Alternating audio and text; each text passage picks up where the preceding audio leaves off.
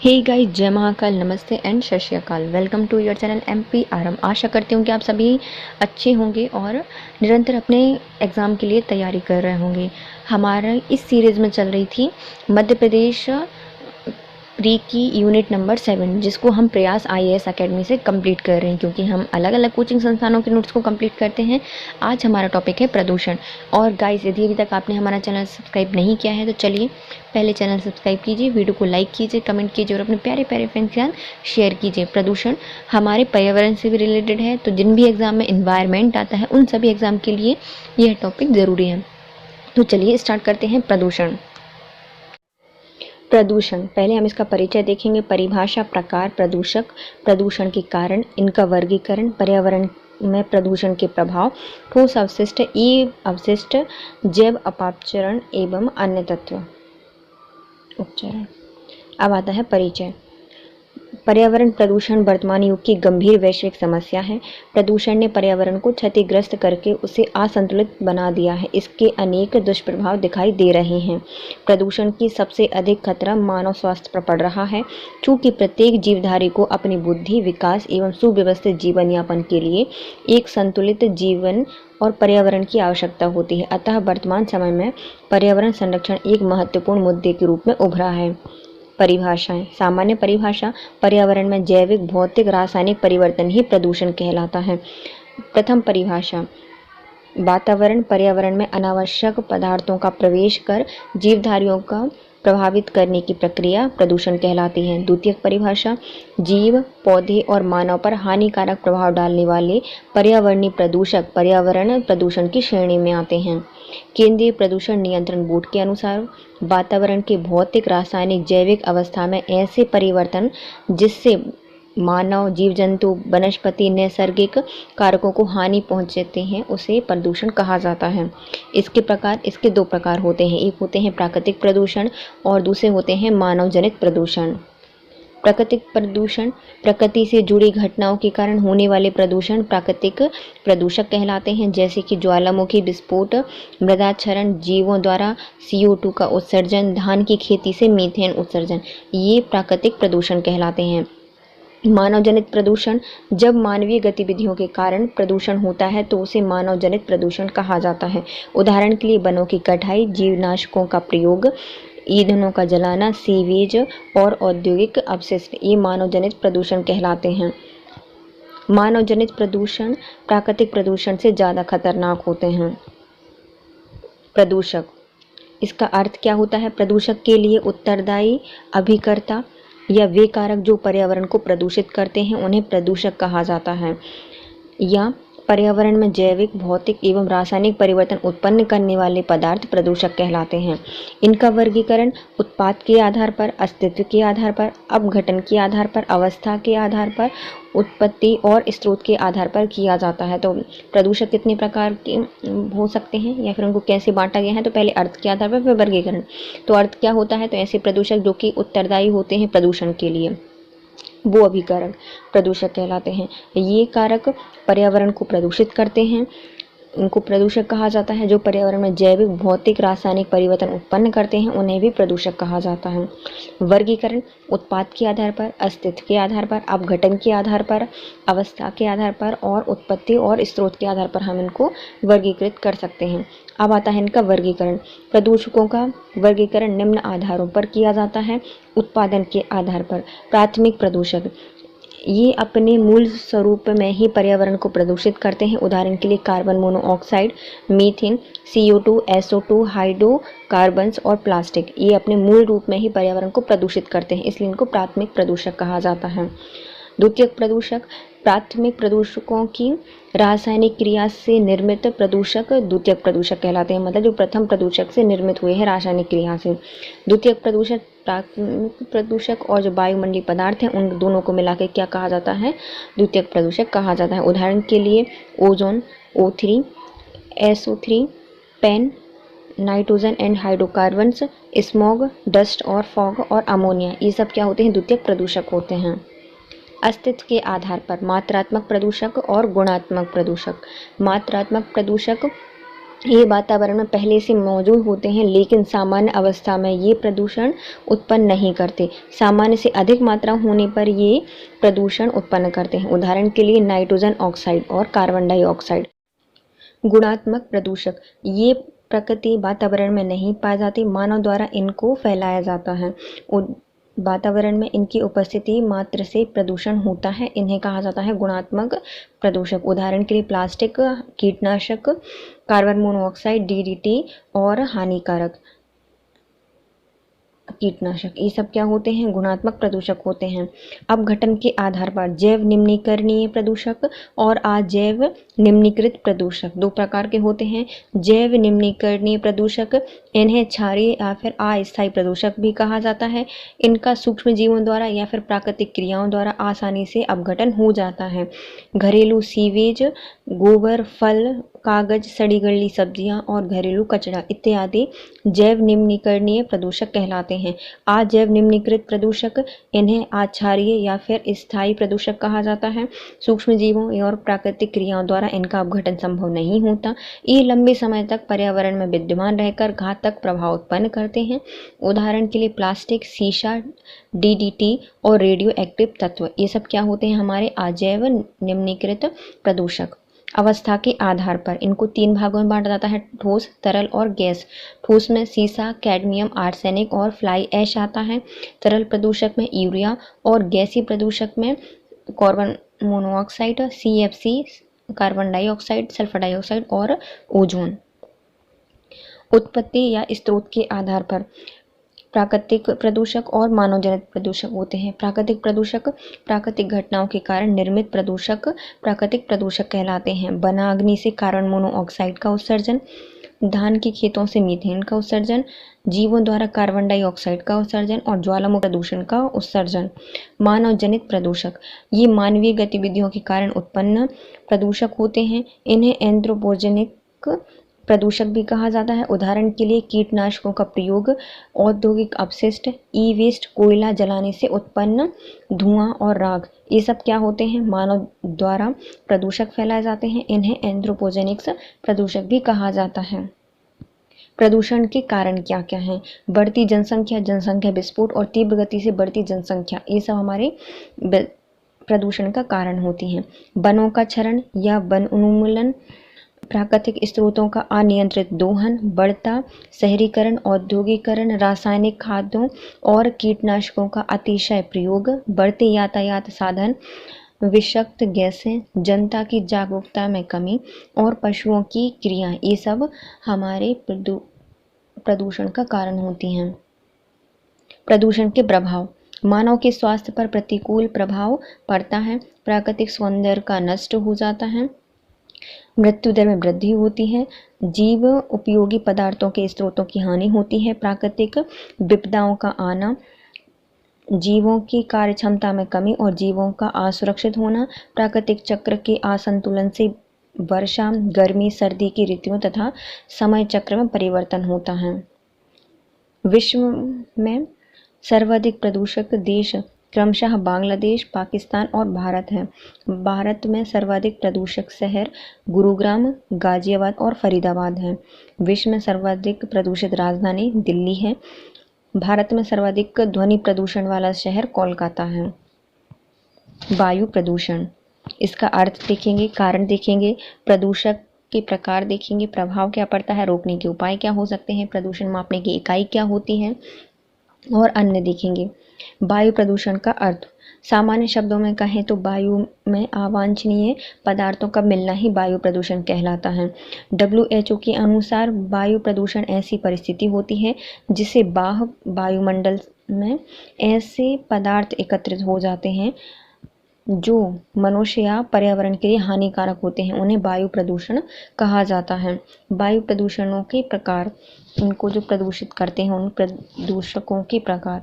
वायु को प्रत्यक्ष या अप्रत्यक्ष रूप से प्रभावित करने वाले कारक वायु प्रदूषक कहलाते हैं। यह सामान्य प्रकार के प्रदूषक होते हैं और अवस्था के आधार पर प्रदूषक होते हैं।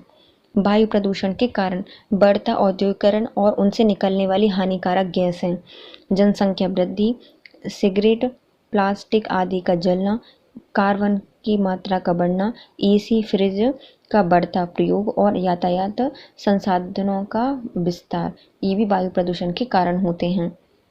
सामान्य प्रकार के प्रदूषक: प्राथमिक वायु प्रदूषक, द्वितीयक वायु प्रदूषक, भौतिक वायु प्रदूषक, जैविक भौतिक प्रदूषक और रासायनिक वायु प्रदूषक। ये कितने प्रकार के होते हैं? 5 प्रकार के होते हैं।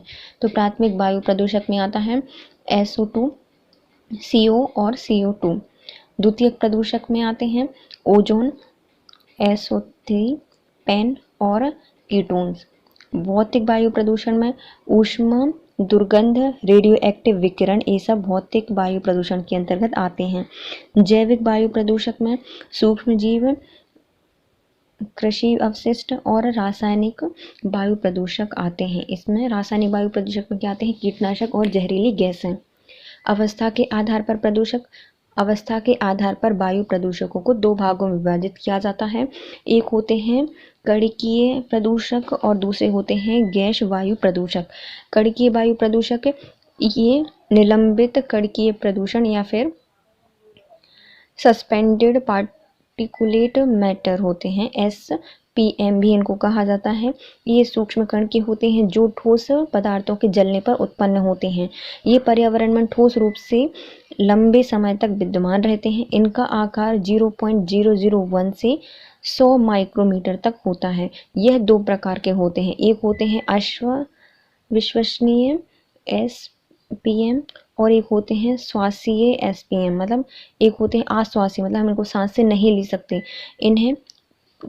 इसे PM10+ भी कहा जाता है।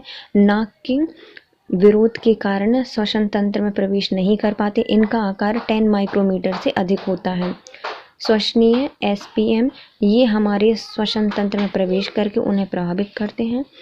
PM10, PM2.5 और PM1 ये सब होते हैं। तो PM10 ये फेफड़ों में प्रवेश कर जाते हैं।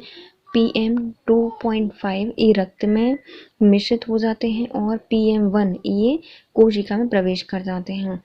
गैसीय वायु प्रदूषक: इसके अंतर्गत वायु प्रदूषण उत्पन्न करने वाली गैसें सम्मिलित की जाती हैं, जैसे कि carbon monoxide, sulphur dioxide, nitrogen के oxide, chlorofluorocarbon, carbon dioxide, methane और हाइड्रोजन सल्फाइड। पहले आता है हमारा कार्बन मोनोऑक्साइड। कार्बन मोनोऑक्साइड रंगहीन गंधहीन गैस जिसे गलघोटू गैस कहा जाता है। यह वायुमंडल में उपस्थित कुल वायु प्रदूषकों के 50% का प्रतिनिधित्व करती है। स्रोत जीवाश्म ईंधनों के अपूर्ण दहन से उत्पन्न होती है, सिगरेट के धुएं से और हीटर से उत्पन्न होती है। प्रभाव: इसकी हीमोग्लोबिन से जुड़ने की क्षमता ऑक्सीजन की तुलना में 250 गुना अधिक होती है। अतः यह जब श्वसन के जरिए शरीर में पहुंचती है तो ऑक्सीजन की जगह अधिक मात्रा में हीमोग्लोबिन से जुड़ जाती है। फलतः शरीर में ऑक्सीजन की कमी और सांस लेने में समस्या उत्पन्न होने के कारण व्यक्ति की मृत्यु तक हो जाती है। सल्फर डाइऑक्साइड या सल्फर ऑक्साइड यह वायु प्रदूषण का दूसरा मुख्य स्रोत होता है। सल्फर के प्रमुख ऑक्साइड सल्फर डाइऑक्साइड और सल्फर ट्राइऑक्साइड हैं। सल्फर डाइऑक्साइड को ट्रैकिंग गैस भी कहा जाता है। इसका स्रोत है कोयला चलित ताप विद्युत गृह से, ऑयल रिफाइनरी से और वाहन और उद्योगों का जो धुआं होता है वह से सल्फर ऑक्साइड निकलती है। सल्फर डाइऑक्साइड के प्रभाव: अम्लीय वर्षा कराते हैं, आंखों में खुजली और जलन उत्पन्न करते हैं, फेफड़ों की क्रियाविधि पर प्रभाव डालते हैं और ताजमहल का जो पीलापन है वो भी इसी के कारण है। नाइट्रोजन के ऑक्साइड जैसे नाइट्रिक ऑक्साइड, नाइट्रोजन ऑक्साइड और नाइट्रोजन डाइऑक्साइड इसके स्रोत हैं, मतलब घटक हैं। इसका स्रोत क्या है? ईंधन दहन से और परिवहन से नाइट्रोजन के ऑक्साइड निकलते हैं। प्रवाह क्या होते हैं इसके प्रवाह? अम्ल वर्षा हेतु उत्तरदायी होती है। धूम कोहरा प्रकाश रासायनिक स्रोत का निर्माण करती है और पादपों की उत्पादकता में भी कमी करती है।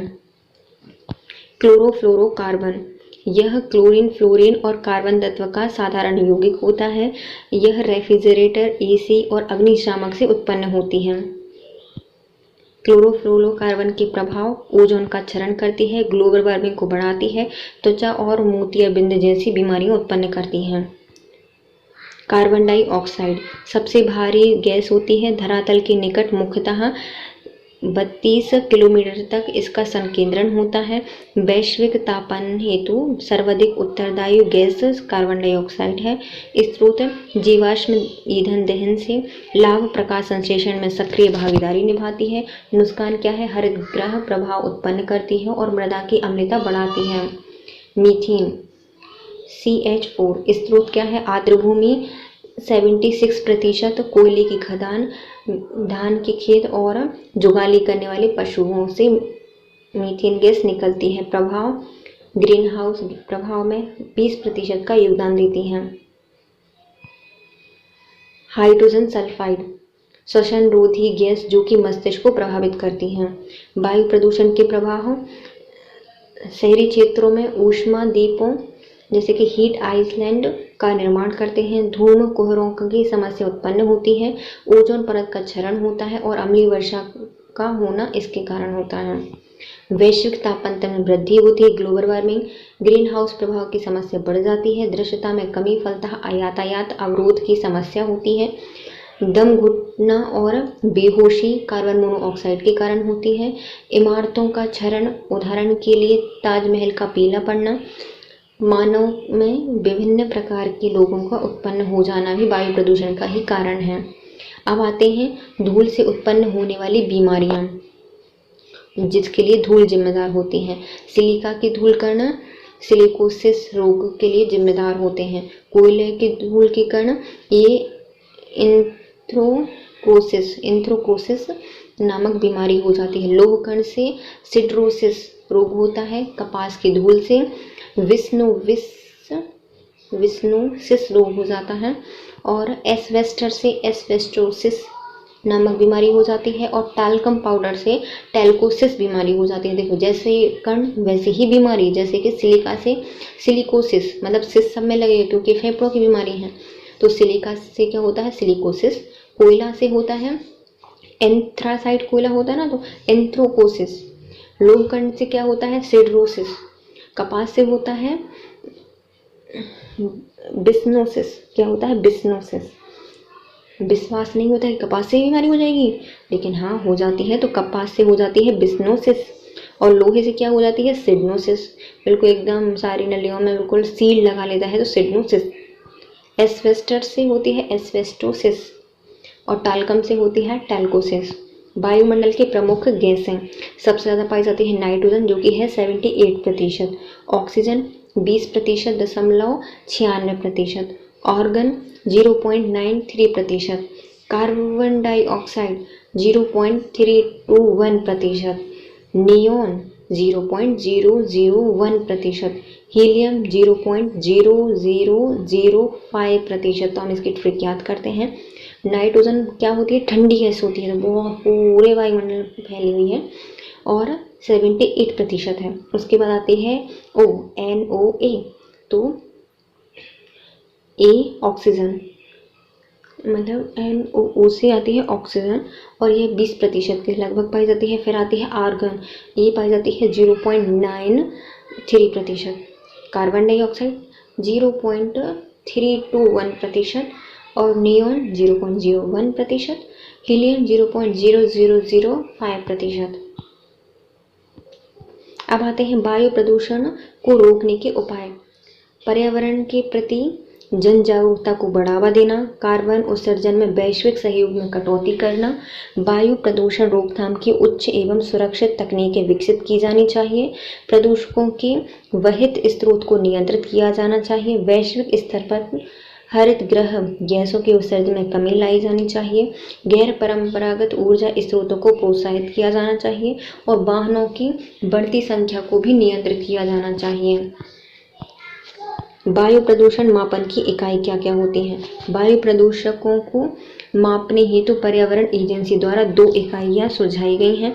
पहली होती है ppm, यह बतलाता है कि 1 घन मीटर वायु में कितने मिलियन कण हैं। तो ppm क्या होता है? पार्ट्स पर मिलियन, मतलब 1 मिलियन या फिर 1 घन मीटर में कितने मिलियन कण हैं वो बताता है हमें पार्ट्स पर मिलियन। दूसरा होता है माइक्रोग्राम प्रति घन मीटर, माइक्रोग्राम पर या प्रति घन मीटर, और 1 घन मीटर में कितने माइक्रोग्राम कण हैं। अन्य अवधारणाएं। फ्लाई ऐश परिचय क्या होता है? यह कोयला दहन के पश्चात अप पदार्थों के रूप में बचा सूक्ष्म पाउडर होता है जिसे फ्लाई ऐश कहा जाता है। संघटक silicate, calcium oxide, aluminium oxide होते हैं। उपयोग क्या होता है? सीमेंट और ईंट निर्माण में इसका प्रयोग किया जाता है। हानि क्या होती है? यह वायु प्रदूषण और जल प्रदूषण के लिए जिम्मेदार होता है।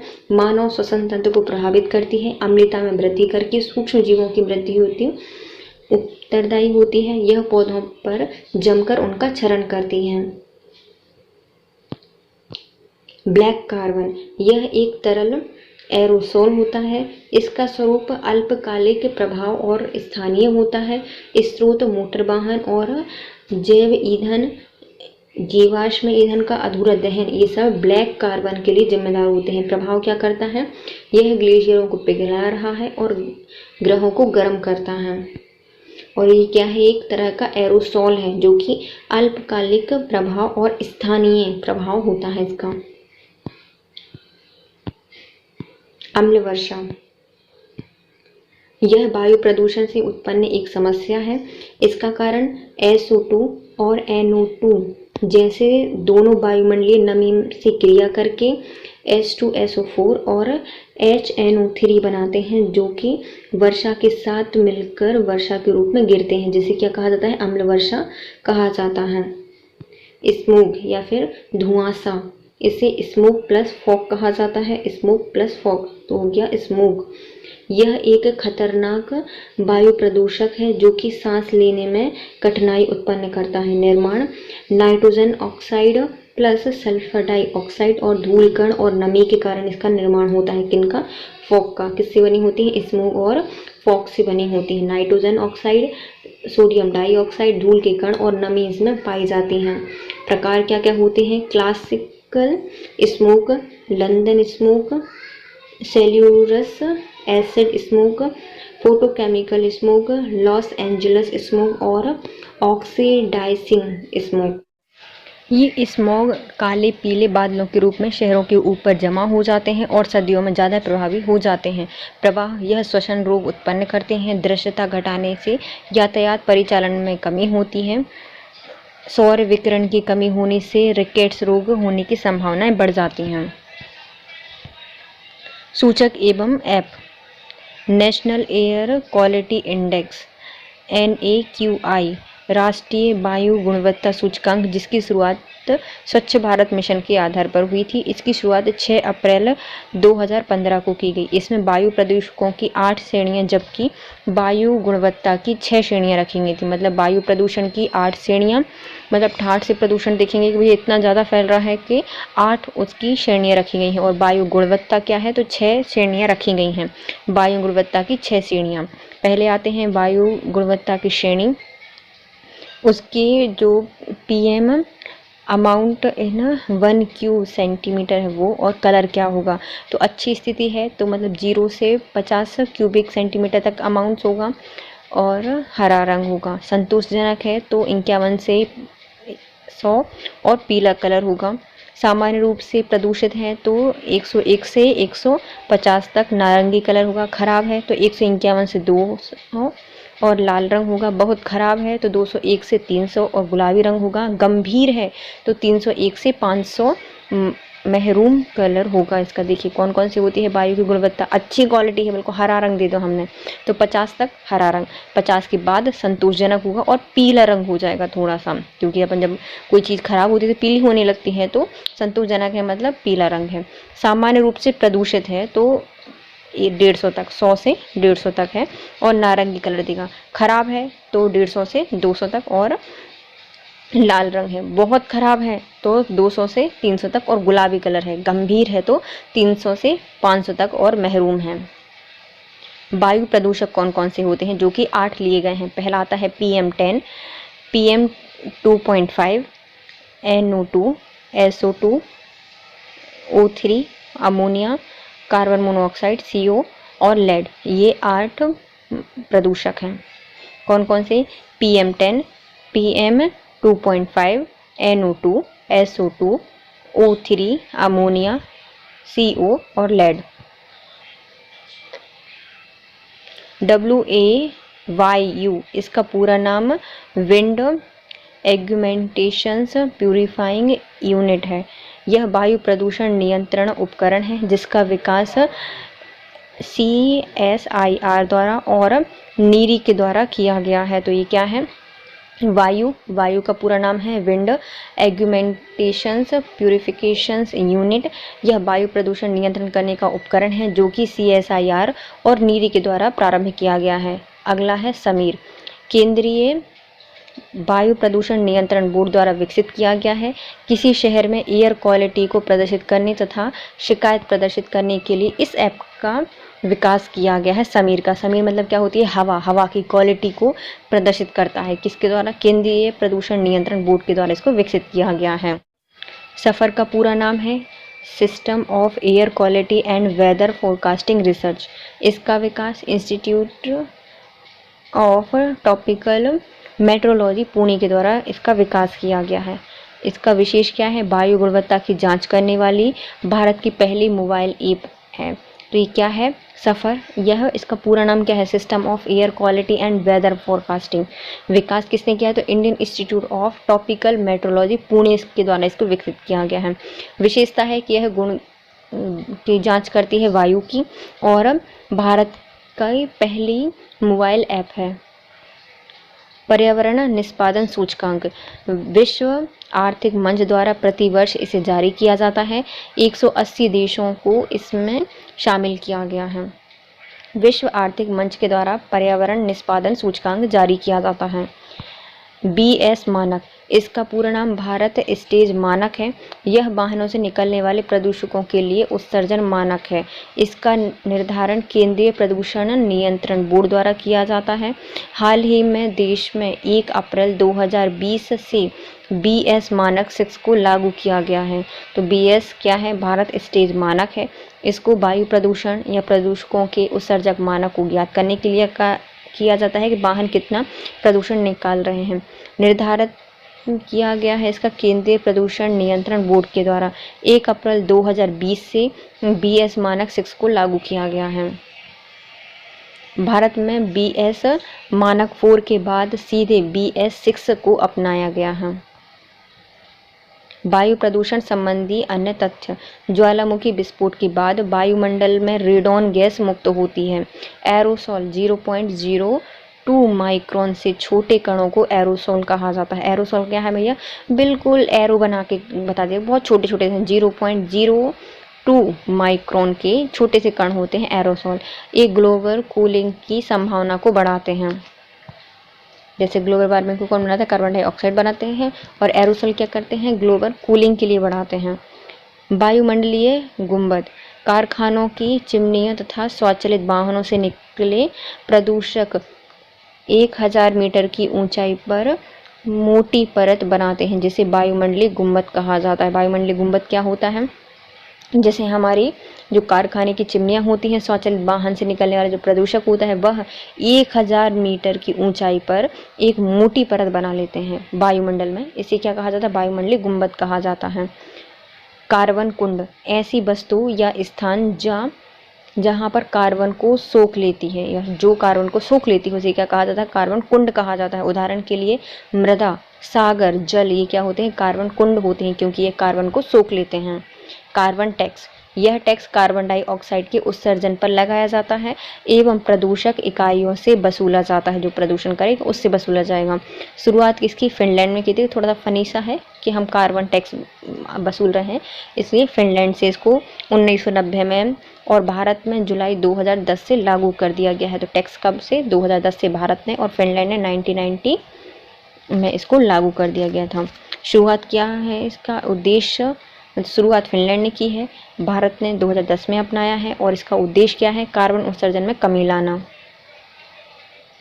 रेड होल माइन मेघालय में होती है जहां पर अवैध खनन सहित संपूर्ण खनन का सरकार द्वारा प्रतिबंध लगाया जाता है। तो रेड होल माइनिंग मतलब चूहे की जैसे बिल्कुल छोटे छोटे से होल बनाकर माइनिंग की जाती है। कहाँ पर?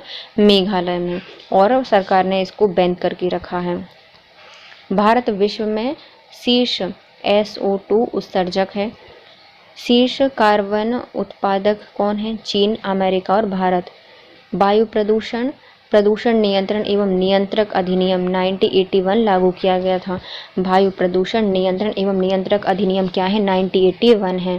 कार्बन मोनोऑक्साइड का सर्वाधिक उत्पादन 70% परिवहन से किया जाता है। कार्बन मोनोऑक्साइड का सर्वाधिक उत्पादन 70% परिवहन से किया जाता है। फ्रिज और एसी में पाई जाने वाली गैसें फ्रीऑन हैं। फ्रिज और एसी में पाई जाने वाली गैसें फ्रीऑन हैं। ज्वालामुखी विस्फोट और भूकंप के बाद रेडॉन गैस उत्पन्न होती है। भूकंप और ज्वालामुखी के बाद कौन सी गैस निकलती है? Radon gas. धान के खेत और जुगाली करने वाले पशुओं में मीथेन गैस पाई जाती है। लाइकेन को वायु प्रदूषण का अच्छा सूचकांक माना जाता है। भोपाल गैस त्रासदी 2 से 3 दिसंबर 1984 में हुई थी मिथाइल आइसोसाइनेट गैस के रिसाव के कारण। ग्लोबल वार्मिंग और ग्रीन हाउस गैसों से सर्वाधिक योगदान कार्बन डाइऑक्साइड का है। ओजोन परत में छिद्र होने या करने वाली गैस को CFC कहा जाता है। वाहनों में पेट्रोल के जलने से लेड धातु के द्वारा वायु प्रदूषित होती है। भारत की पहली वन नीति वर्ष 1894 में अंगीकृत की गई थी और इसके बाद 1952 और 1988 में इसे संशोधन किया गया था। सबसे पहले कब आई थी? 1894 में आई थी पहली वन नीति। फिर उसके बाद 1952 और 1988 में इसको संशोधित किया गया। भारतीय वनस्पति सर्वेक्षण विभाग वर्ष 1890 में कलकत्ता में स्थापित किया गया था। वनस्पति कैसे होते हैं? अपन वनों से लेकर आते हैं और काटते हैं, तो कलकत्ता में इसको स्थापित किया गया है। 1890 में आई है। भारतीय जीव विज्ञान सर्वेक्षण विभाग, जीवों का सर्वेक्षण करना है तो वो भी काट काट के करेंगे, तो जीव विज्ञान सर्वेक्षण कलकत्ता में स्थापित किया गया है। 1916 में आया है, ये बाद में आया है। देखो 3 चीज़ें पड़ी हैं। पहली आती है वन नीति जो कि हमने 1894 में लागू की थी और इसमें संशोधन 2 बार हुए हैं, 1952 में और 1988 में 2 संशोधन हुए हैं। फिर आती है भारतीय वनस्पति सर्वेक्षण विभाग 1890 में आई है और इसको कलकत्ता में स्थापित किया गया है। भारतीय जीव विज्ञान सर्वेक्षण विभाग, इसको 1916 में कलकत्ता में स्थापित किया गया है। पर्यावरण के लिए घटक संसाधन के रूप में होते हैं जबकि अन्य नियंत्रक के रूप में। जो पर्यावरण के जो कुछ घटक होते हैं वो क्या होते हैं? संसाधन होते हैं, जबकि कुछ क्या होते हैं? नियंत्रक होते हैं। पर्यावरण को क्षेत्रीय एवं वैश्विक जलवायु पैटर्न के साथ साथ स्थानीय सूक्ष्म जलवायु द्वारा भी प्रदर्शित किया जाता है। सौर विकिरण की सबसे महत्वपूर्ण भूमिका जल चक्र होती है। तो पर्यावरण को क्षेत्रीय और वैश्विक जलवायु पैटर्न के साथ साथ स्थानीय सूक्ष्म जलवायु द्वारा भी प्रदर्शित किया जाता है और सौर विकिरण की सबसे महत्वपूर्ण भूमिका जल चक्र होती है। भारत का सबसे बड़ा चिड़ियाघर अलीपुर में है जो कि कलकत्ता में स्थित है। भारत का सबसे बड़ा वनस्पति उद्यान आचार्य जगदीश चंद्र बोस बॉटनिकल गार्डन है जो कि कलकत्ता में ही स्थित है। जल प्रदूषण, इसका परिचय, अर्थ, जल प्रदूषक क्या होते हैं, कारण क्या है, प्रभाव क्या पड़ता है, इससे संबंधित अवधारणाएं क्या हैं, भूमिगत जल प्रदूषक क्या है, जल प्रदूषक संबंधी रोग क्या है, गंगा नदी प्रदूषण क्यों हो रही है, सरकारी प्रयास क्या है और अन्य तथ्य हम इसमें पढ़ेंगे। संबंधित अवधारणाएं क्या हैं, तो हम BOD पढ़ेंगे, COD पढ़ेंगे, DO पढ़ेंगे, BCOD, MPN और सुपोषण। ये सब हम वायु प्रदूषण के नहीं जल प्रदूषण के अंतर्गत पढ़ने वाले हैं। पहले आता है परिचय। जल जीवन का आधार होता है लेकिन फिर भी हम जल को प्रदूषण से नहीं बचा पा रहे हैं। हवा की तरह जल से भी जहर घुलता जा रहा है और जल प्रदूषण की समस्या विकराल होती जा रही है। इस समस्या को लेकर हम आज भी गंभीर नहीं हैं और यदि यही स्थिति बनी रही तो हम आने वाली स्थिति कितनी भयानक होगी इसका अनुमान भी नहीं लगा। परिचय। जल जीवन का आधार है लेकिन फिर भी हम जल को प्रदूषण से नहीं बचा पाए हैं। हवा की तरह जल में भी जहर घुलता जा रहा है और जल प्रदूषण की समस्या विकराल होती जा रही है। इस समस्या को लेकर हम आज भी गंभीर नहीं हैं और यदि यही स्थिति बनी रही तो आने वाली स्थिति कितनी भयावह होगी इसका अनुमान भी नहीं लगाया जा सकता। परिभाषा। प्रदूषकों की उपस्थिति के कारण जल के मौलिक भौतिक, रासायनिक और जैविक गुणों में परिवर्तन हो जाता है जो जीवों के लिए अहितकर होता है, उसे जल प्रदूषण कहा जाता है। जल प्रदूषक वे कारक जो जल को प्रदूषित करने का काम करते हैं उन्हें जल प्रदूषक कहा जाता है। जल प्रदूषकों को निम्न आधारों में वर्गीकृत किया जाता है: स्रोत के आधार पर, गुणों के आधार पर, चरण के आधार पर और उपस्थिति के आधार पर। स्रोत क्या हो सकते हैं? तो एक प्राकृतिक स्रोत होता है और कृत्रिम स्रोत। स्रोत के आधार पर प्राकृतिक जल स्रोत और मानवीय जल स्रोत या कृत्रिम जल स्रोत। प्राकृतिक जल स्रोत भूस्खलन एवं मृदा अपरदन से उत्पन्न अवसाद नदियों और झीलों को गंदा करते हैं। ज्वालामुखी उद्गार से निकलने वाले राख और धुएं और धूल ये भी जल को प्रदूषित करती हैं। अम्लीय वर्षा का होना, विघटित एवं विनियोजित जैव पदार्थ, फ्लोराइड और आर्सेनिक जैसे प्राकृतिक तत्व भी जल प्रदूषण का कारण होते हैं। मानवीय जल प्रदूषक इन्हें कृत्रिम जल प्रदूषक भी कहा जाता है। जल प्रदूषक के मानवीय स्रोत निम्न हैं: घरेलू बहित स्त्राव, बहित मल, कृषिगत स्त्राव, औद्योगिक स्त्राव, तापीय प्रदूषक, रेडियोधर्मी अवशिष्ट, तेल प्रदूषण और नगरीय प्रदूषक। घरेलू प्रदूषक कूड़ा कचरा, सड़ी सब्जियां, वहित मल ये सब घरेलू प्रदूषक होते हैं। खाद्यान्न और पॉलीथीन, घरेलू अपमार्जक, पाउडर और साबुन। वहित मल घरेलू एवं सार्वजनिक शौचालय से निकला मलमूत्र जल स्रोतों को प्रदूषित करते हैं। हैजा, टाइफाइड, पीलिया, पैचिस जैसी समस्याएं पैदा होती हैं। कृषिगत स्रोत रासायनिक खाद, कीटनाशक, पीड़कनाशक, मृदा क्षरण से उत्पन्न अवसाद, विभिन्न रासायनिक भूमिगत जल प्रदूषण करते हैं। गुणों के आधार पर जल प्रदूषक भौतिक प्रदूषक, रासायनिक प्रदूषक और जैविक प्रदूषक। भौतिक प्रदूषक अवसाद, धूल और राख, कूड़ा करकट। रासायनिक प्रदूषक कीटनाशक, उर्वरक, विभिन्न प्रकार के क्लोराइड, सल्फाइड और कार्बोनेट। जैविक प्रदूषक जानवरों के शव, बहित मल, सड़ी गली सब्जियां और जीवाणु और विषाणु।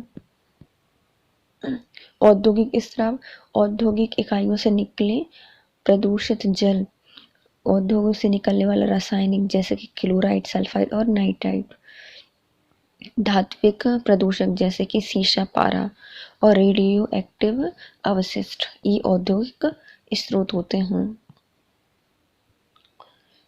चरण के आधार पर जल प्रदूषक जैव निम्नीकरण जल प्रदूषक और एक होते हैं अजैव निम्नीकृत जल प्रदूषक।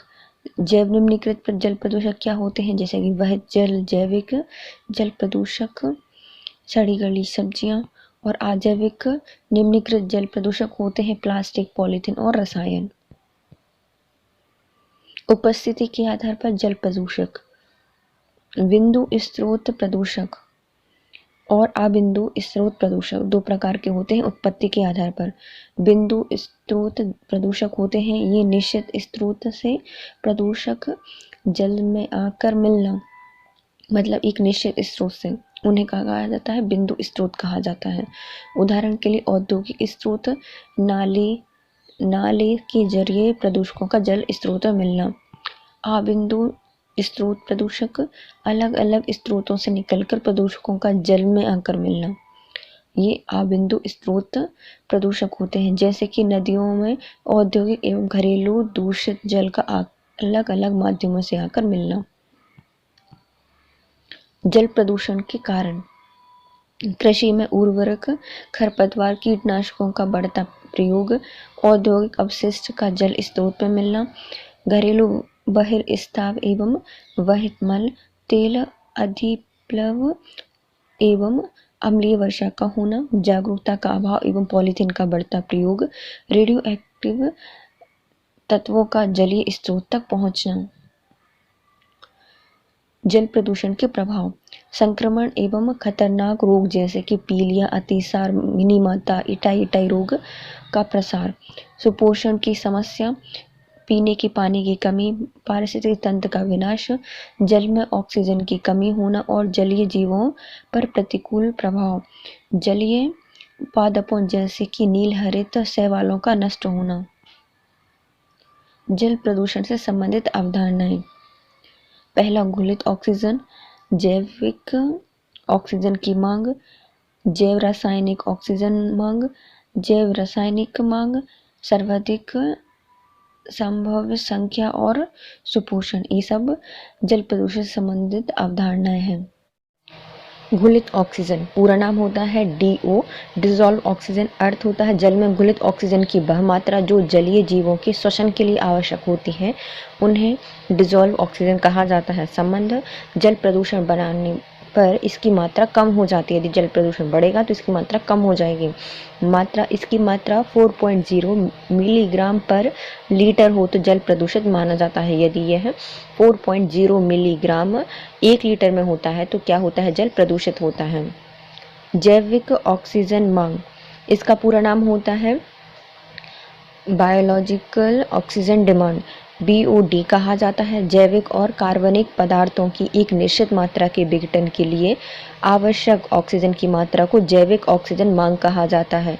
जल प्रदूषण की मात्रा का मापन इसके द्वारा किया जाता है, जहां पर VOD अर्थात बायोलॉजिकल ऑक्सीजन डिमांड का मान उच्च होता है, मतलब DO का मान कम होता है, और DO का मान कम होगा मतलब वायु प्रदूषण, मतलब जल प्रदूषण है वह ज़्यादा है।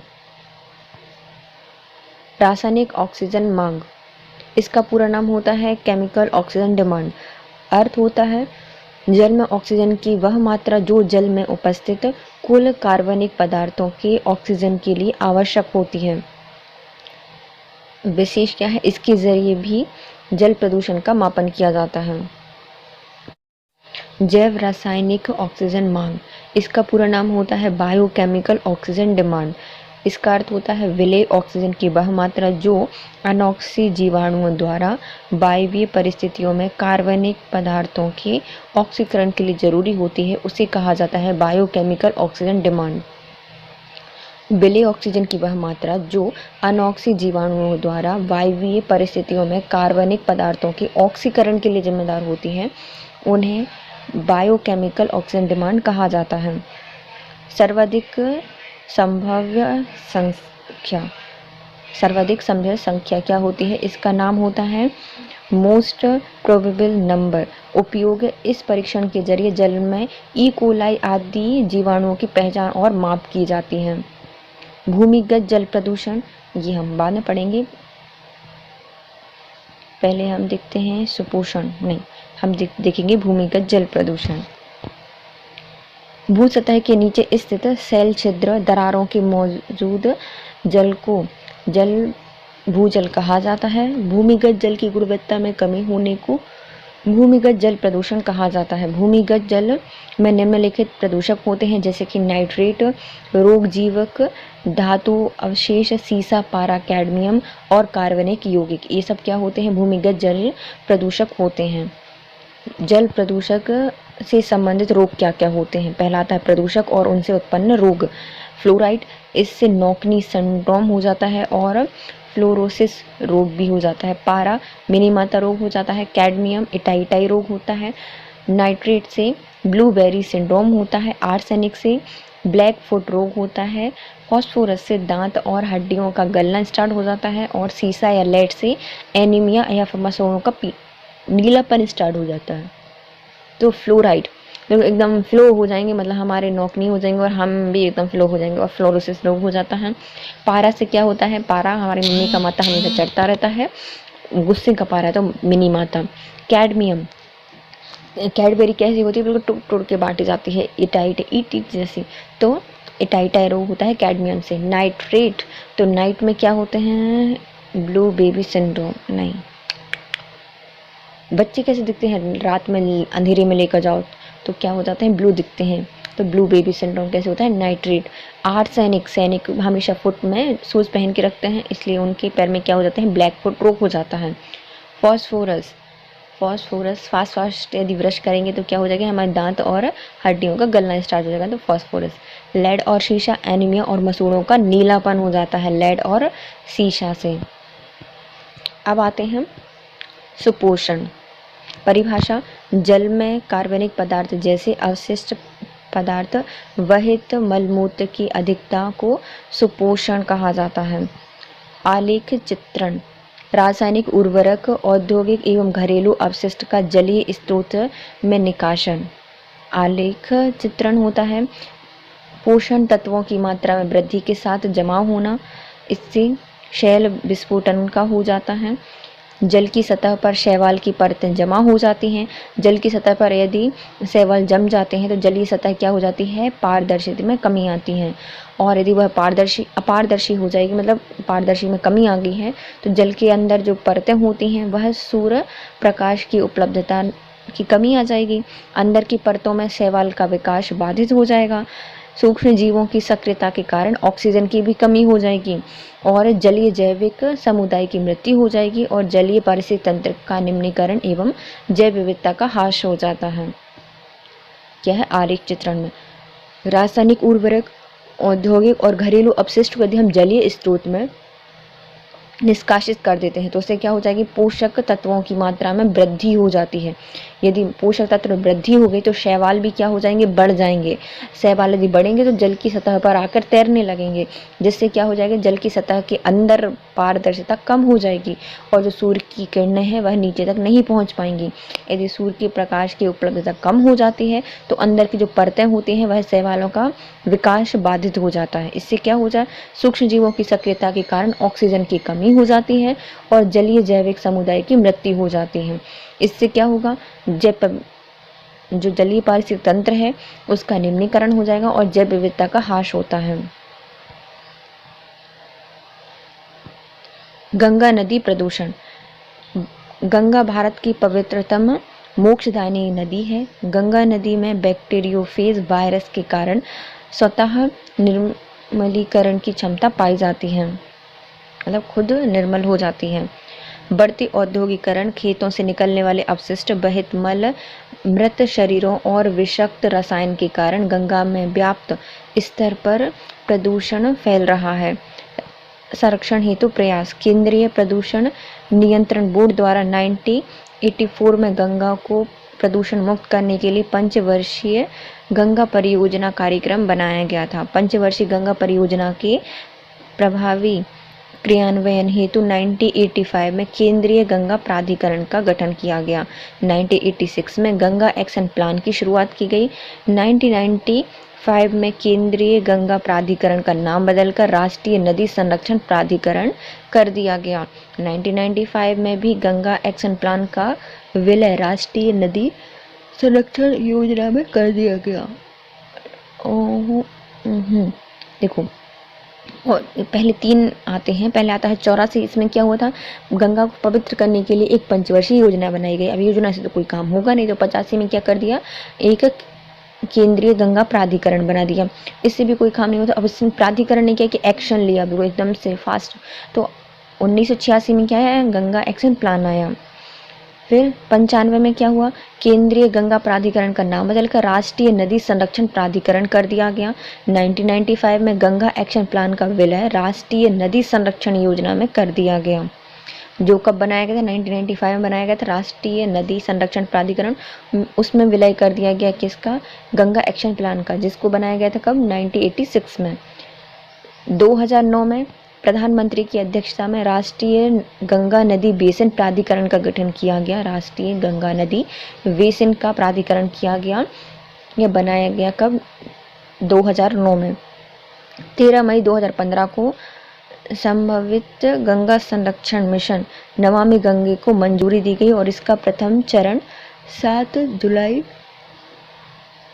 2016 को शुरू किया गया था। कब किया गया था, 7 जुलाई 2016 को। पहला चरण नमामि गंगे का कब स्टार्ट हुआ था, 13 मई 2015 को। अब आते हैं जल प्रदूषण से संबंधित अन्य तथ्य। जल शक्ति मिशन का उद्देश्य 2024 तक सभी लोगों को पर्याप्त एवं सुरक्षित पेयजल उपलब्ध कराना है। आर्सेनिक जल प्रदूषकों को सांख्यिकीय जल प्रदूषण भी कहा जाता है। तो आर्सेनिक जल प्रदूषण क्या कहा जाता है? सांख्यिकीय जल प्रदूषण कहा जाता है। इटाई रोग सर्वप्रथम 1912 में जापान के तोयामल प्रांत के जिंजू नदी बेसिन में कैडमियम प्रदूषण के कारण फैला था। तो इटाई रोग किसके कारण? कैडमियम से हुआ था। सर्वप्रथम 1912 में जापान के तोयामल प्रांत में जिंजू नदी के बेसिन में फैला था।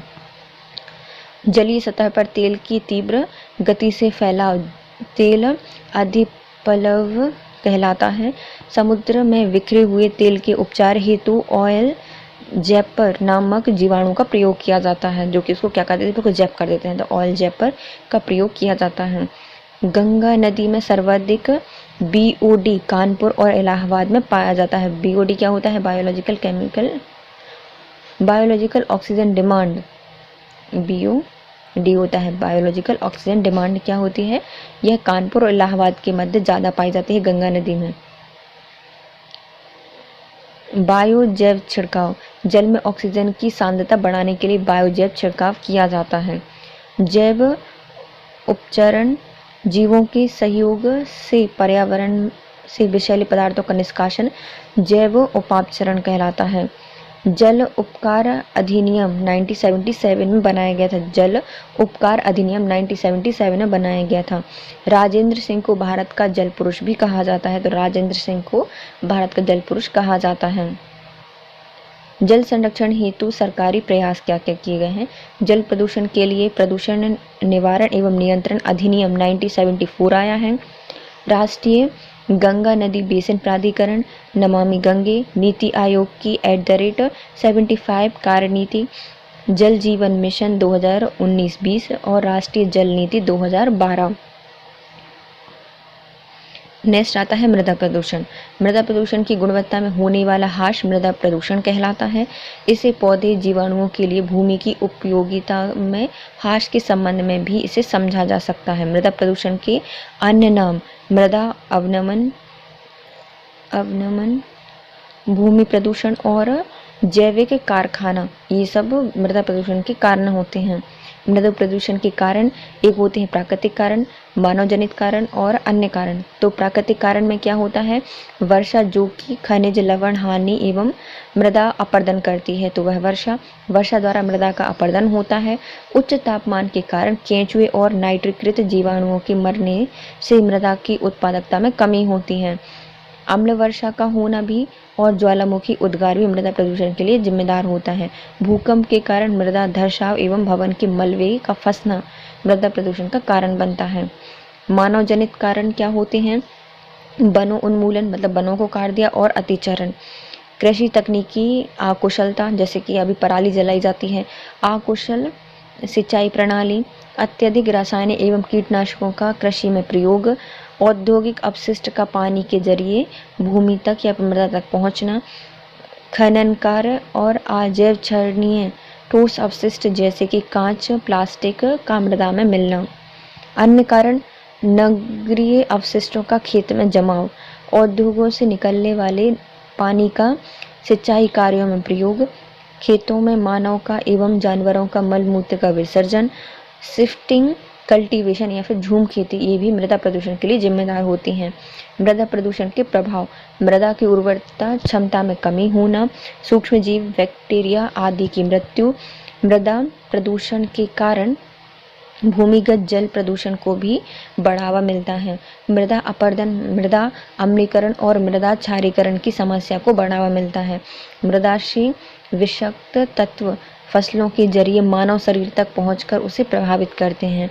सूक्ष्म जीवों की मृत्यु से खाद्य श्रृंखला प्रभावित होती है। मृदा की जल धारण क्षमता में कमी आना और पादपों की वृद्धि एवं विकास प्रभावित होती है। रोकथाम के उपाय: मृदा संरक्षण को बढ़ावा दिया जाएगा तो रोकथाम किया जा सकता है। बाढ़ नियंत्रण के उपाय किए जाएं। कीटनाशक, पादपनाशक एवं रासायनिक खादों के उपयोग में कमी लाई जाए। उद्योगों से जल को उपचारित करके ही निष्कासित किया जाए। वन कटाई और अतिचरण पर रोक लगाई जाए और मृदा अपरदन रोकने के समुचित प्रयास हों। पादपों की पोषक तत्व एवं प्रकाश संश्लेषण की क्रिया प्रभावित होती है और पर्यावरण न्यूनीकरण होता है किसके कारण? मृदा अपरदन के कारण या फिर मृदा प्रदूषण के कारण। अन्य तथ्य क्या हो सकते हैं? राइजोबियम नामक बैक्टीरिया लेग्यूमिनेसी कुल के पौधों में पाया जाता है जो कि नाइट्रोजन स्थिरीकरण करता है। नो स्टॉक और एज़ोटोबैक्टर नाइट्रोजन स्थिरीकरण में सहायक जीवाणु होते हैं। नो स्टॉक और एज़ोटोबैक्टर क्या होते हैं? नाइट्रोजन स्थिरीकरण के लिए सहायक जीवाणु हैं। केंचुओं को किसानों का मित्र कहा जाता है।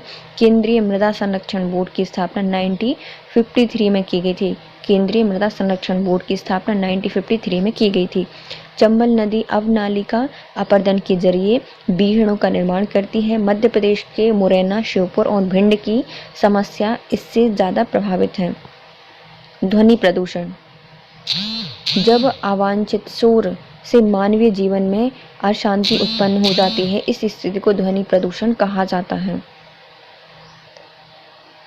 किसी भी स्रोत से निकलने वाली ध्वनि जब हमारे लिए असहनीय हो जाती है तो उसे ध्वनि प्रदूषण कहा जाता है। मतलब प्रदूषण क्या होता है? ध्वनि में अवांछित अशांति उत्पन्न करना, उसकी स्थिति को ध्वनि प्रदूषण कहा जाता है। और किसी भी स्रोत के कारण ये असहनीय ध्वनि उत्पन्न होती है उसे ध्वनि प्रदूषक कहा जाता है। सामान्य अर्थों में असहनीय एवं अरुचिकर ध्वनि को ध्वनि प्रदूषण कहा जाता है। आवृत्ति के आधार पर ध्वनियों को 3 भागों में बांटा जाता है। पहली होती है अपशब्द ध्वनियाँ, शब्द ध्वनियाँ और पराशब्द ध्वनियाँ। अपशब्द ध्वनियाँ क्या होती हैं? इनकी आवृत्ति 20 हर्ट्ज से कम होती है और यह मनुष्य द्वारा सुनना संभव नहीं है। शब्द ध्वनियाँ क्या होती हैं? आवृत्ति इनकी 20 से 20,000 हर्ट्ज तक होती है और मनुष्य द्वारा इनको सुना जा सकता है। पराशब्द ध्वनियाँ यह 20,000 से ज़्यादा की होती हैं और मनुष्य इनको नहीं सुन सकता।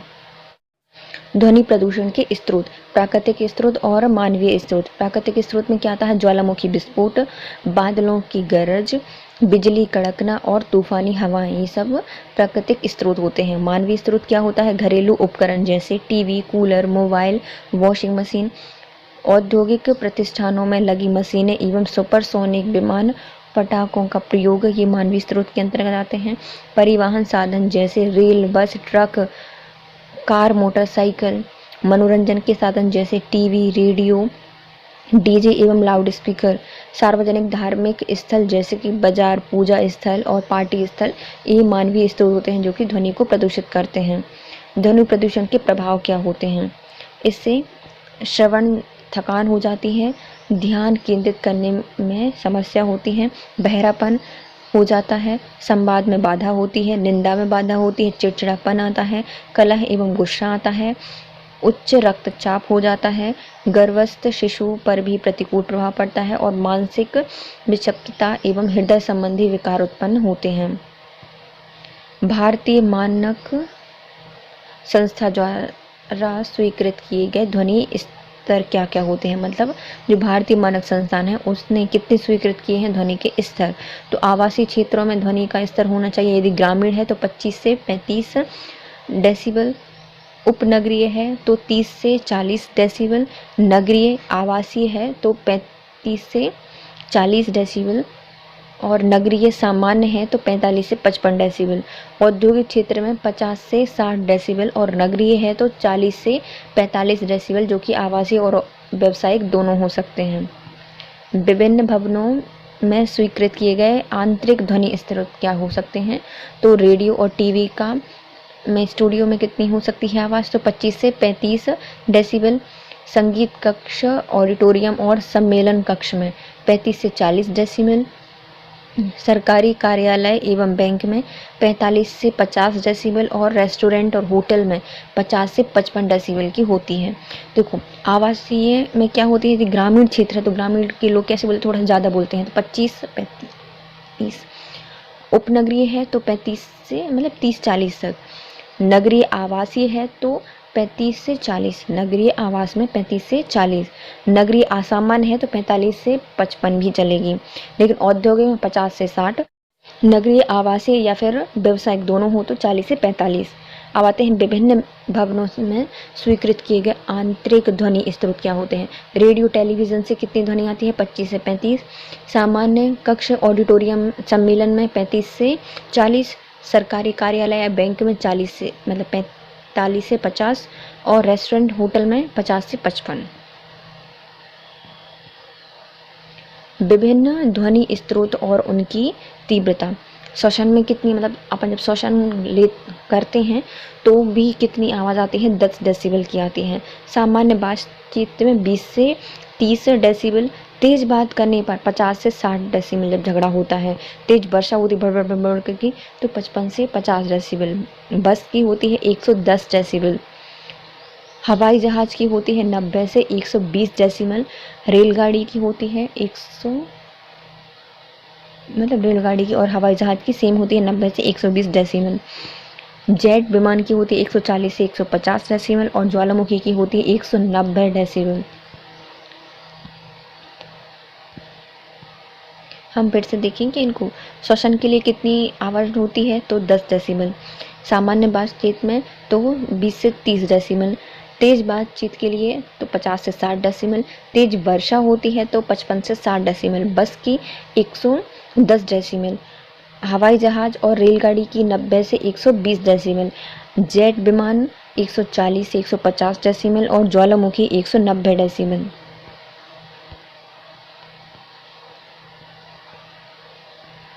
ध्वनि प्रदूषण से संबंधित अन्य तथ्य। ध्वनि प्रदूषण से संबंधित तथ्य।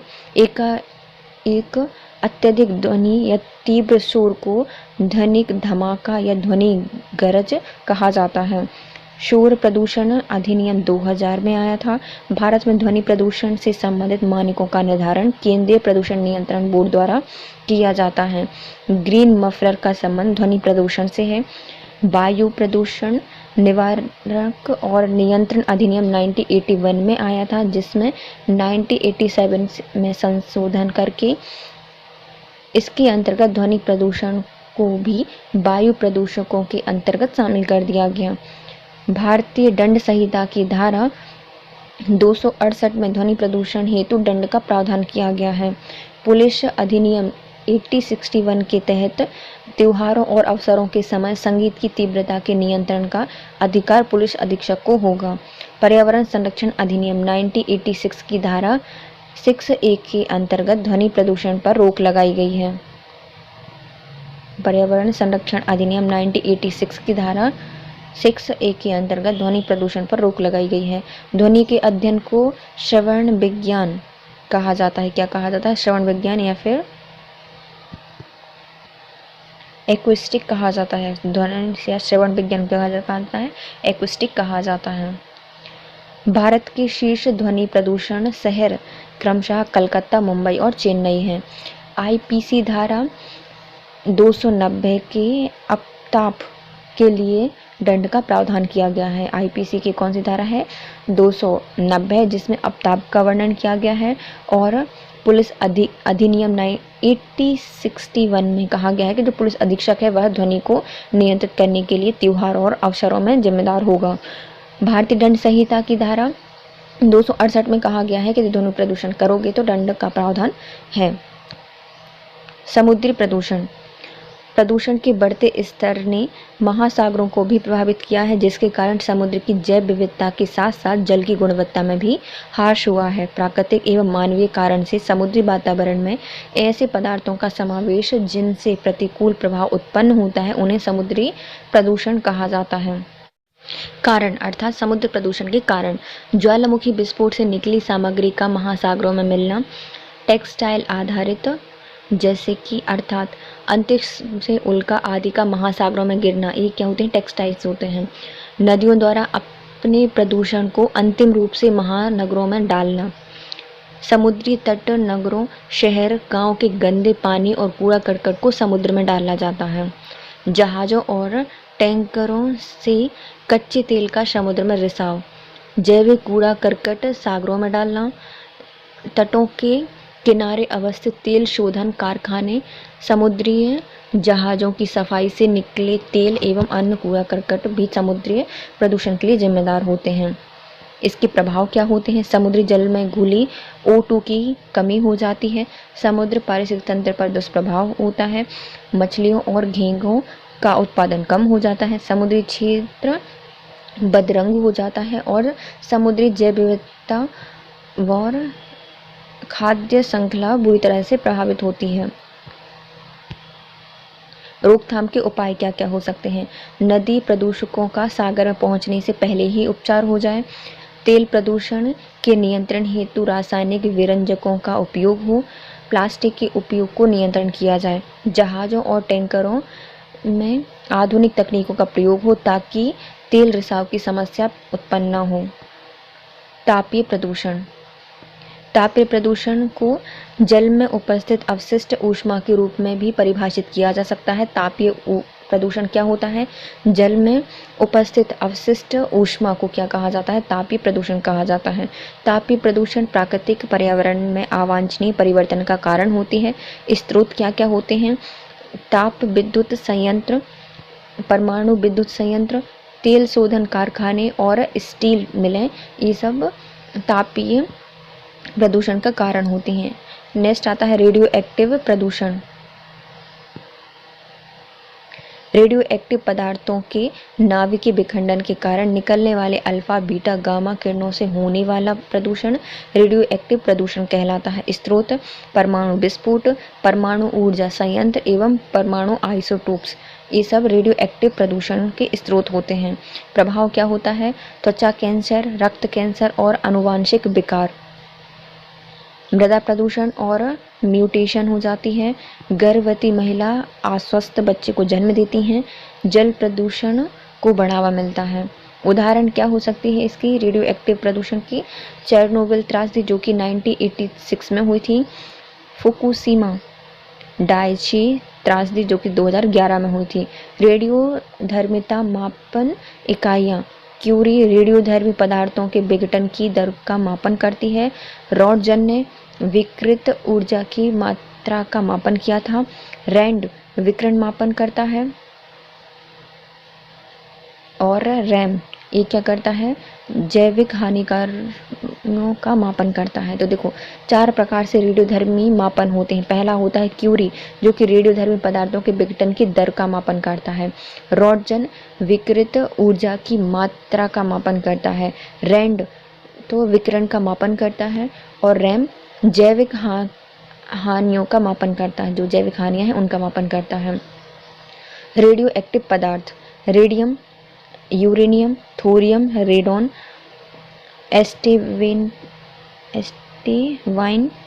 फ्रांशियम, स्टेनियम, प्रोक्टेनियम और अन्य रेडियो एक्टिव आइसोटोप्स, ये सब रेडियो एक्टिव पदार्थ होते हैं। रेडियम, यूरेनियम, थोरियम, रेडोन, एक्टिवाइन, फ्रांशियम, टेक्नियम और प्रोक्टेनियम, ये सब होते हैं रेडियो एक्टिव आइसोटोप्स और सब रेडियो एक्टिव पदार्थ हैं। प्लास्टिक प्रदूषण। प्लास्टिक प्रदूषण की समस्या एक वैश्विक समस्या है। इसे न केवल नदियां, समुद्र आदि के जीवन और पर्यावरण को प्रतिकूल रूप से प्रभावित किया है, अपितु जलीय एवं स्थलीय जीवों की मृत्यु को भी बढ़ावा दिया है। प्लास्टिक गैर अपघटनीय होता है, अतः यह लंबे समय तक पर्यावरण पर प्रतिकूल प्रभाव डालता है। प्लास्टिक मुख्यतः 2 प्रकार का होता है, एक थर्मोप्लास्टिक और एक थर्मोसेटिंग प्लास्टिक। थर्मोप्लास्टिक गर्म किए जाने पर मुलायम हो जाते हैं और नए रूप में पुनः उपयोग संभव होता है। इनको रिसाइकलिंग संभव होती है।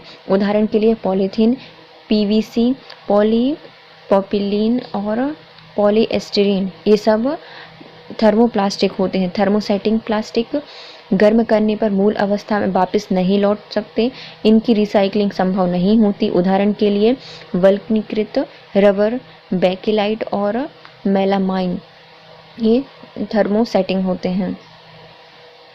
बेकेलाइट, मेलामाइन और वल्कीकृत रबर, ये थर्मोसेटिंग प्लास्टिक होते हैं। स्रोत प्रतिवर्ष भारत लगभग 9.46 मिलियन टन प्लास्टिक उत्पादन करता है, जिसमें से लगभग 45% प्लास्टिक कचरे के रूप में इधर उधर बिखर जाता है और पर्यावरण प्रदूषण करता है।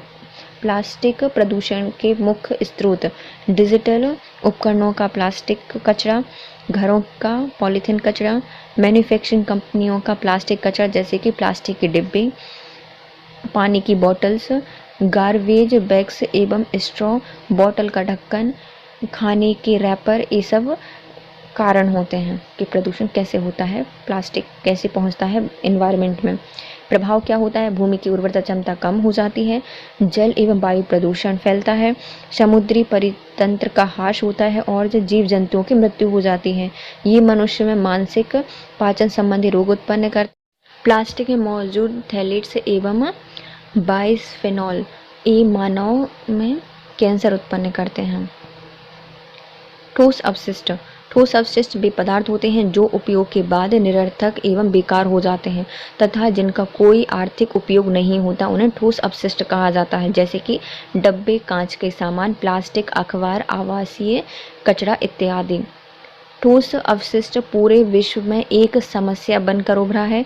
यह समस्या प्रत्येक देश में विद्यमान है क्योंकि इसकी समुचित निरास्तरण एवं डंपिंग की आवश्यकता होती है। ठोस अपशिष्टों का उत्पादन वास्तव में आधुनिक भौतिकीकरण समाज की देन है। विकसित देशों की प्रयोग करो और फेंको संस्कृति ठोस अपशिष्ट प्रदूषण के लिए जिम्मेदार है। ठोस अपशिष्ट पदार्थों के प्रकार एक होते हैं खनन अवशिष्ट और औद्योगिक अवशिष्ट, कृषि अवशिष्ट, नगर पालिका अवशिष्ट, चिकित्सा अवशिष्ट और मत्स्य उद्योग अवशिष्ट। खनन अवशिष्ट मलबे का ढेर लग जाता है जिसे अनंत डंप करना पड़ता है। औद्योगिक अपशिष्ट खोई जो कि चीनी मिल से प्राप्त होती है, तांबा, एल्युमिनियम उद्योग से, रसायन उद्योग से निकला अपशिष्ट, पेट्रोलियम उद्योग का अवशिष्ट और कोयला उद्योग एवं अन्य, ये सब औद्योगिक अपशिष्ट होते हैं। कृषि अपशिष्ट कृषि उत्पाद, भूसा, फसलों की जड़ें, तना, गोबर, कचरा, ये सब कृषि अपशिष्ट होते हैं। नगर पालिका अपशिष्ट घरेलू कचरा, प्लास्टिक का सामान, अखबार, कागज, कांच का सामान, प्लास्टिक जितने भी उत्पाद होते हैं वो, बाहर इलेक्ट्रिक कचरा और खाद्य पदार्थ, ये नगर पालिका अवशिष्ट होते हैं। चिकित्सा अवशिष्ट रासायनिक जैविक अवशिष्ट, शरीर के अंग और जानवरों के मृत शरीर। मत्स्य उद्योग अवशिष्ट मछली क्षेत्र का कचरा।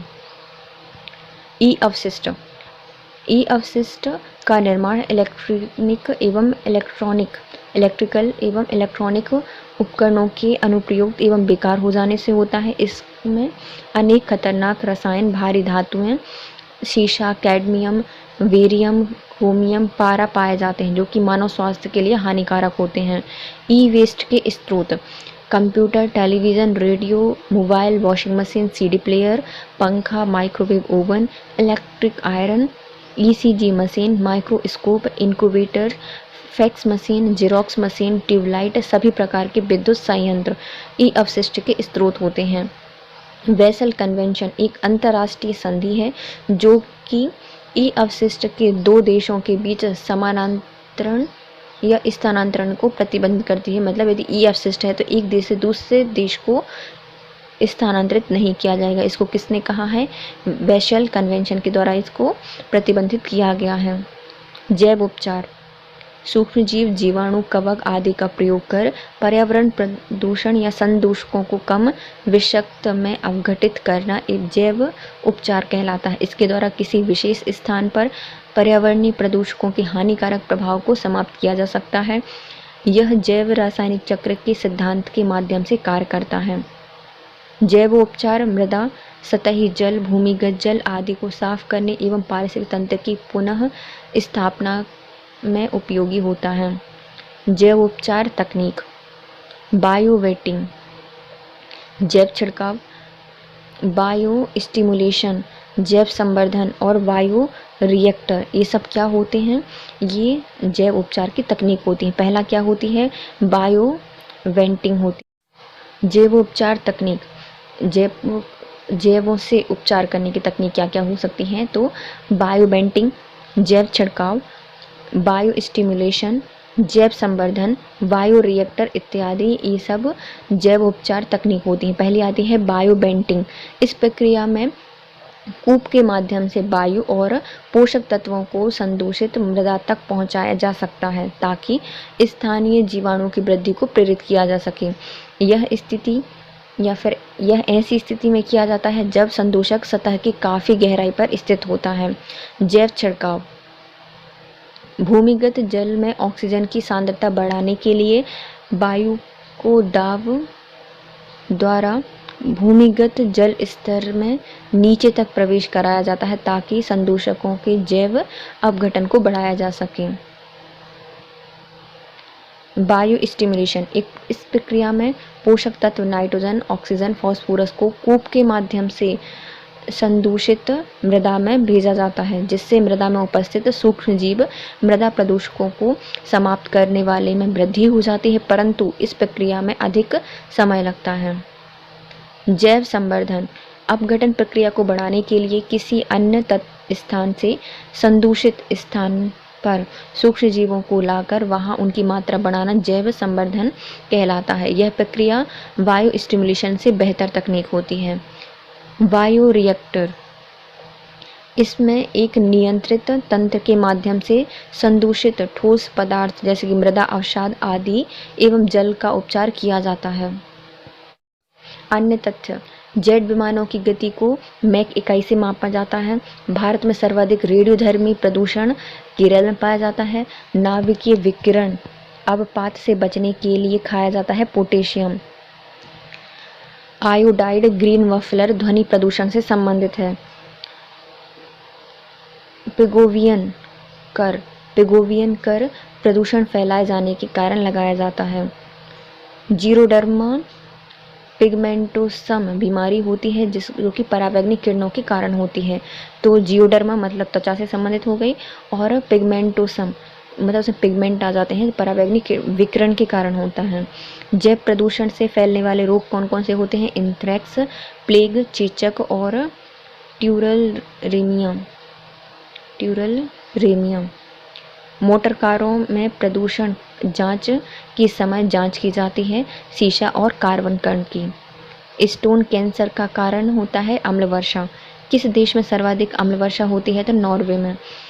वन्य जीव संरक्षण अधिनियम का संशोधन कब किया गया था? तो 1991 में वन्य जीव संरक्षण अधिनियम को संशोधित किया गया था। राजीव गांधी द्वारा वर्ष 1985 में गंगा कार्य योजना शुरू की गई थी। पर्यावरण एवं वन मंत्रालय का सृजन 17 सितंबर 1985 को किया गया था। पर्यावरण संरक्षण अधिनियम 1986 में आया था। हम इनको फिर से देखते हैं कि जेट विमानों की गति मैक संख्या से सर्वाधिक रेडियोधर्मी प्रदूषण भारत में करता है केरल।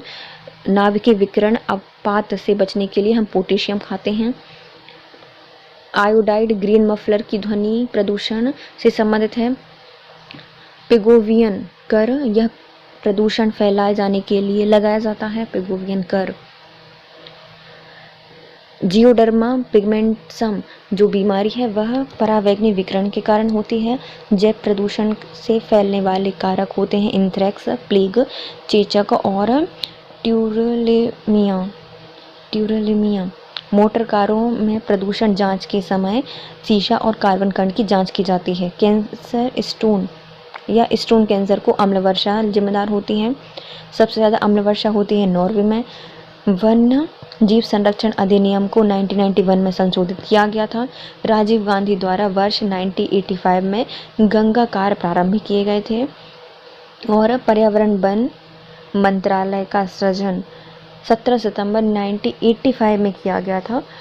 पर्यावरण संरक्षण अधिनियम 1986 में आया था। इसके साथ हमारा प्रदूषण कंप्लीट होता है। यदि आपको वीडियो थोड़ा सा यूज़फुल लगा है तो प्लीज़ गाइस पहले चैनल सब्सक्राइब कीजिए, वीडियो को लाइक कीजिए, कमेंट कीजिए और शेयर कीजिए। Thank you so much guys, have a nice day.